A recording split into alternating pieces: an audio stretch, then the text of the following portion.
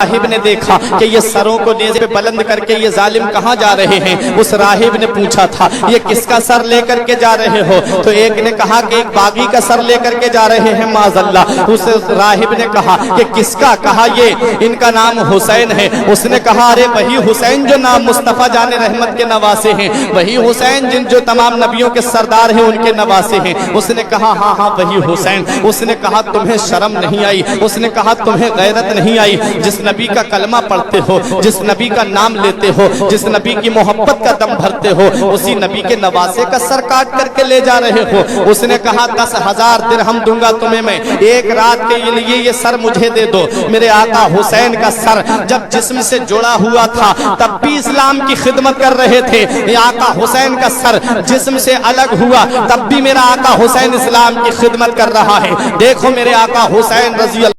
لیکن آؤ تاریخ دیکھو, اس راہب نے سر لیا میرے آقا حسین کا, جسم پہ اپنے جا کر کے جو کپڑے پہنے ہوئے تھا جا کر کے اتارتا ہے, غسل کرتا ہے. غسل کرنے کے بعد میں ایک پاک کپڑا لے کر کے آتا ہے. آقا حسین کے جس سر پہ جہاں جہاں خون لگا ہوا تھا اسے صاف کرتا ہے. داڑھی مبارک میں خون لگا ہوا تھا, صاف کرتا ہے. کرنے کے بعد میں ایک بلند جگہ پہ رکھ دیتا ہے اور آقا حسین کے سامنے ادب سے بیٹھ جاتا ہے. سر مبارک کے سامنے ادب سے بیٹھ گیا تو اللہ پاک نے اس کی آنکھوں سے تمام پردے ہٹا دیے. اس نے کیا دیکھا کہ ایک نور نکلتا ہے حسین کے سر مبارک سے, گرجا گھر کو چیرتا ہوا آسمان سے جا کر کے مل جاتا ہے. جب آقا حسین کے سر کی یہ کرامت اس راہب نے دیکھی تو وہی کہتا ہے اے میرے آقا حسین, آج سے آپ گواہ بن جائیے, میں نے آپ کے سر کی یہ کرامت دیکھ کر کے آپ کے نانا مصطفیٰ کا کلمہ پڑھ دیا ہے. میں کلمہ پڑھ کر کے مسلمان ہو گیا ہوں.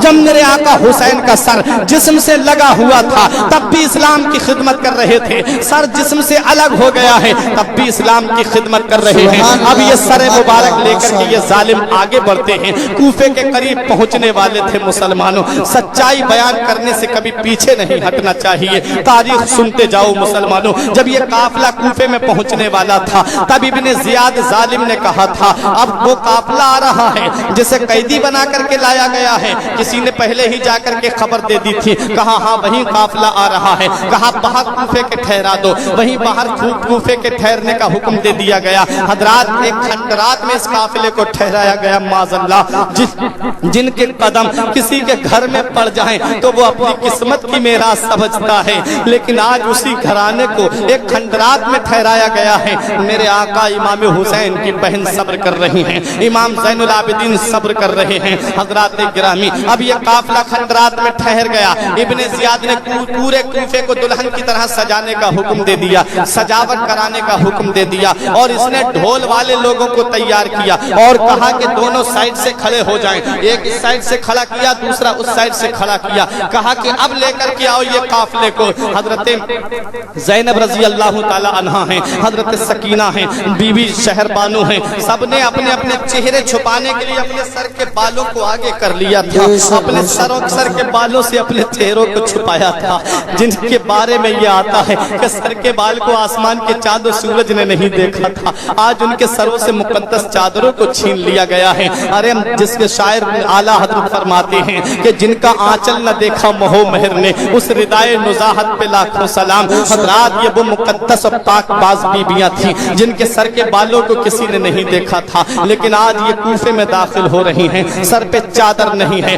ظالم یکے بعد دیگرے ان لائن سے کھڑے ہو جاتے ہیں, اپنے اپنے گھروں کی چھتوں پہ کھڑے ہو جاتے ہیں, اس قافلے کو دیکھ رہے ہیں. حضرت زینب رضی اللہ تعالی عنہا ہیں, حضرت شہر بانو ہیں, صبر سے کام لے رہی ہیں. اس ظالم ابن زیاد نے ڈھول بجانے کا حکم دیا. وہ ظالم ڈھول بجا رہے تھے اور یہ نقارے بجا کر کے یہ کہہ رہے تھے کہ آج ہم جنگ جیت گئے ہیں, آج ہم جنگ جیت گئے ہیں. حضرات گرامی اب یہ قافلہ اندر آ رہا ہے. دیکھا کہ کچھ لوگ سینہ کوٹتے ہوئے باہر نکلے کوفے سے, سینہ کوٹتے ہوئے, اپنے کپڑوں کو نوچتے ہوئے, بالوں کو نوچتے ہوئے, یا حسین ہائے حسین کرتے ہوئے باہر نکلے. حضرت زینب نے پوچھا کہ تمہارے یہ حال کی وجہ کیا ہے, تم ایسے سینے کیوں کوٹ رہے ہو, تم یہ ماتم کیوں کر رہے ہو؟ تو ان ظالموں نے کہا تھا کہ ہم حسین کا غم منا رہے ہیں, ہم حسین کا غم منا رہے ہیں. تب حضرت زینب نے فرمایا تھا کہ تم نے میرے بھائی کو خط دے کر کے بلایا, تم ہی کوفے والوں نے मेरे भाई के पास जज्बाती बातें लिख करके खत में भेजी थी,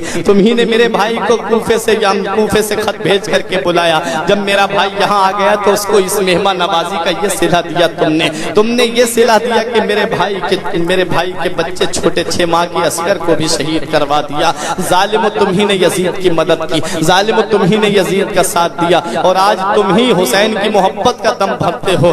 खुदा करे कयामत तक तुम ऐसे ही सीना कूटते रहो, खुदा करे कयामत तक तुम ऐसे ही कपड़े फाड़ते रहो, खुदा करे तुम कयामत तक ऐसे ही रोते रहो। हजरात गिरामी, ये बद्दुआ लगी हुई है हजरत ज़ैनब की। ये जालिम ढोल बजा करके इस्तिकबाल कर रहे हैं कि ये हमारा काफिला जीत करके आ रहा है, हम जंग जीत करके आ रहे हैं। इमाम हुसैन की तारीख तुमने सुनी है। मेरे आका हुसैन मदीने से मक्के आए हैं, मक्के से करबला आए हैं। मेरे आका हुसैन कोई काम ऐसा करते हुए नहीं आए जो खिलाफ शरा हो, कोई काम ऐसा करते हुए नहीं आए मेरे आका हुसैन जो शरीयत में नाजायज हो। हजरात गिरामी, मेरे आका हुसैन रजी अल्लाह ताला अन्हु कुरान की तिलावत करते आए हैं, नमाज की पाबंदी करते आए हैं। अब ये काफिला कूफे में पहुंचा, इब्ने जियाद के दरबार में पहुंचा। इब्ने जियाद का दरबार भरा हुआ था लोगों से। इब्ने जियाद छड़ी से इमाम हुसैन के लबों पे ये कह रहा था, हुसैन अगर यजीद की बैत कर लेते तो आज ये दिन देखने को नहीं मिलता। इमाम हुसैन के लबहाए मुबारक पर वो जब जालिम छड़ी मार रहा था, वहाँ एक सहाबी मौजूद थे जिनका नाम था ज़ैद इब्ने अरकम। खड़े हो जाते हैं, रहा नहीं जाता है, बोले जालिम छड़ी हटा ले, मेरी आंखों ने खुद देखा है नबी को इन लबों को बोसा देते हुए, ये बोसा गाहे मुस्तफा हैं, इनसे छड़ी हटा ले।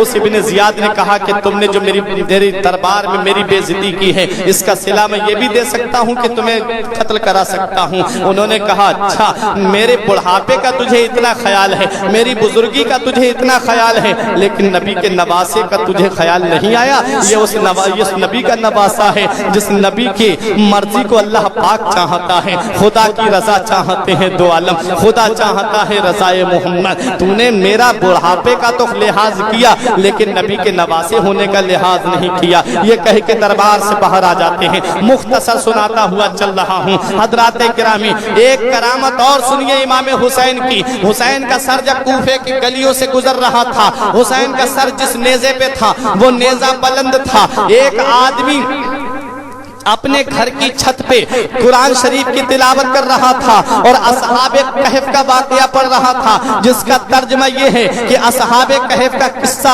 अजीब है। तो हुसैन के सर से आवाज आती है, अरे हुसैन का शहीद होना और नेज़े पे बुलंद होना ये उससे भी ज्यादा अजीब है। हज़रात, ये मेरे आका हुसैन की शान है। मेरे आका हुसैन के सरे मुबारक को अब इब्ने जियाद ने दमिश्क के लिए रवाना किया, क्योंकि यजीद दमिश्क में बैठा हुआ था, यजीद मुल्क शाम में बैठा हुआ था। अब ये काफिला चलता है, मुल्क शाम की तरफ रवाना होता है। जैसा इब्ने जियाद ने काम किया था वैसा ही यजीद ने काम कराया, वैसे ही पूरे दमिश्क को सजाने का हुक्म दिया। पूरे दमिश्क को सजाने के लिए इसने कहा और उसके बाद में ढोल ताशे के साथ में इस काफिले का इस्तिकबाल किया गया। हजरात गिरामी, अब ये